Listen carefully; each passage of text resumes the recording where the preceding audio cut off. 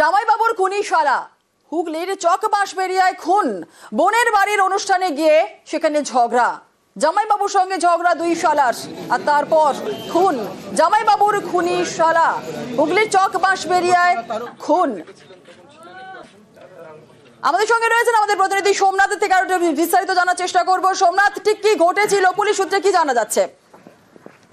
জামাইবাবুর বাড়িতেই গতকাল ঈদ ছিল, ঈদেই বোনের কাছে আসে দুই শালক। তারপরেই শালক জামাইবাবুর সাথে কথাবার্তা হয় সন্ধ্যেবেলায়,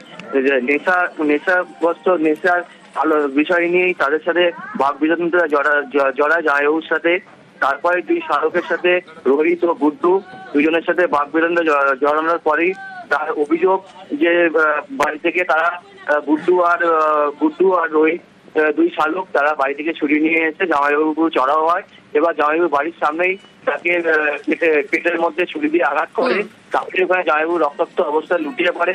এলাকার বাসিন্দারা এবং পরিবারের লোকজন তাড়াতাড়ি চুচুড়িগম্বারা সদর হাসপাতালে নিয়ে যেতে রাস্তায় তার মৃত্যু হয়। এবং ধন্যবাদ। শালারা এসেছে, ঝগড়াঝাটি হয়েছে, আর এসে ওই ছুরি মেরে দিয়েছে। ঘরের মধ্যে এসে ঢুকে ছুরি মেরে মার্ডার করে দিয়েছে। তাকে মার্ডার করেছে কে হয় আপনার? আমার দেওয়ার হয় ওটা। কি নাম? আকরাম হোসেন। এই ঝগড়ার জন্য মেরে দিল?